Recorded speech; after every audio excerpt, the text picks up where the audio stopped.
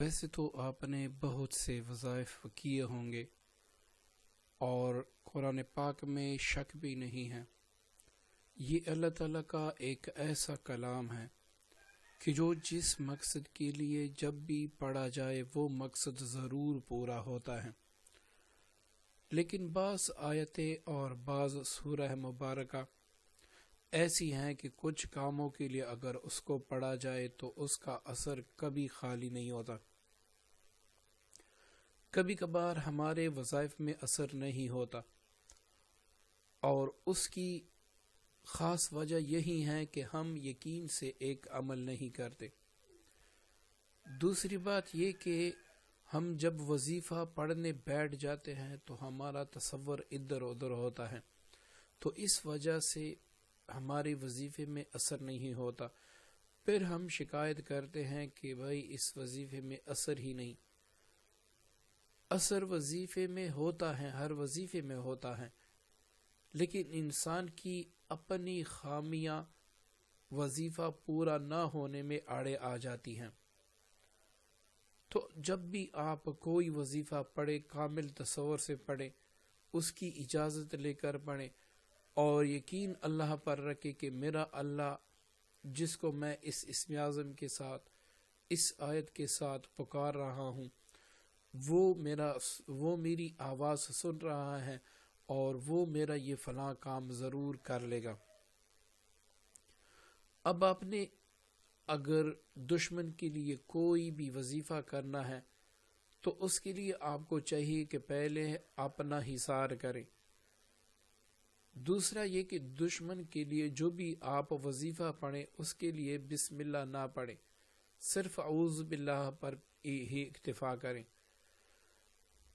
اب اگر ایسا کوئی دشمن ہے جو آپ کو بار بار تنگ کرتا ہے یا آپ کے خلاف عدالت میں کیس کر چکا ہے یا پھر کوئی بھی ایسا موقع ہاتھ سے جانے نہیں دیتا جس میں آپ کو وہ نقصان نہ دے، کبھی جادو کروا دیتا ہے، کبھی آپ کو محلے گلی میں آپ کی غیبت کر کے رسوا کرتا ہے، اور کبھی دفتر میں کبھی کہیں پہ آپ کی عزت اچھالتا ہے، اور اس دشمن سے آپ کافی تنگ ہے، کافی پریشان ہے، اس کے لیے آپ کافی وظائف پڑھ چکے ہیں،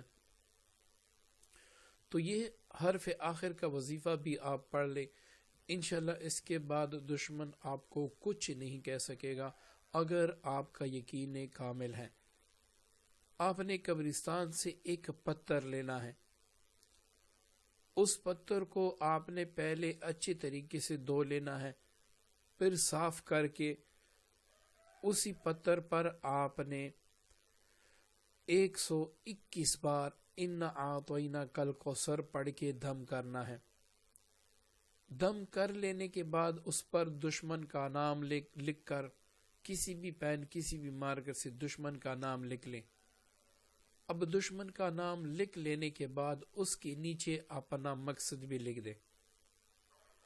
اب پھر آپ 121 بار اِنَّا أَعْطَيْنَاكَ الْكَوْثَرَ مکمل پڑھ کے اس پر دم کر دیں، اور اب حکم لگائیں کہ یا اللہ فلاں شخص کی آنکھیں، کان، دل، ہاتھ، پاؤں سارا کچھ میرے خلاف بند ہو، تاکہ وہ نہ مجھے کوئی نقصان دے سکے، نہ ہی کوئی وہ مجھے شر پہنچا سکے، نہ ہی میرے خلاف عدالت میں کیس کر سکے. مطلب جو بھی آپ کا مقصد ہو وہ آپ حکم لگائے کہ اے اس سورہ کوثر کے موکلات اللہ تعالیٰ کے امر سے میرا یہ فلاں کام ہو جائے.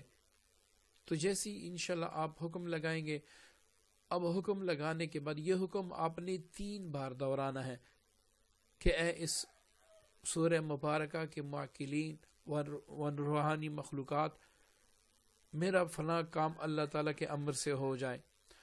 اب اس پتھر کو آپ نے کالے کپڑے میں اچھی طرح سے باندھ کر قبرستان میں دفن کرنا ہے. اگر آپ قبرستان نہیں جا سکتے، وہاں پر دفن نہیں کر سکتے، تو آپ کسی بھی اندھیری جگہ پہ اس پتھر کو دفن کر دیں. اب اس کے بعد روزانہ کسی بھی وقت، سب سے جو بہتر وقت ہے وہ زوال کا ہے، زوال کے وقت آپ 21 بار انا اعطینا کل کوثر دشمن کے تصور سے پڑھ کر اس پر دم کریں اور اس عمل کو 7 دن تک جاری رکھیں، تو انشاءاللہ 7 دن کے اندر آپ جو بھی آپ کا مقصد ہوگا اللہ تعالیٰ اس مقصد میں انشاءاللہ آپ کو کامیابی دے دے گا اور دشمن آپ کا بال بھی بیگا نہیں کر سکے گا۔ جیسے کہ میں نے پہلے بھی واضح کر دیا کہ ہمیں اللہ تعالیٰ پہ یقین نہیں ہوتا، ہمیں اللہ تعالیٰ کے کلام پر یقین نہیں ہوتا، تب جا کے ہم ہزاروں وظیفے پڑھتے ہیں مگر ہمارا کام نہیں ہوتا۔ تو یہاں بھی یہی ہے، اگر آپ کا یقین کامل ہے کہ انشاءاللہ اسی سورہ مبارکہ سے اللہ تعالیٰ میری مشکل کشائی فرمائیں گے، تو بس یہی ایک عمل آپ کے لیے کافی ہے، دشمن کے لیے کوئی دوسرا عمل آپ کو کرنا ہی نہیں پڑے گا۔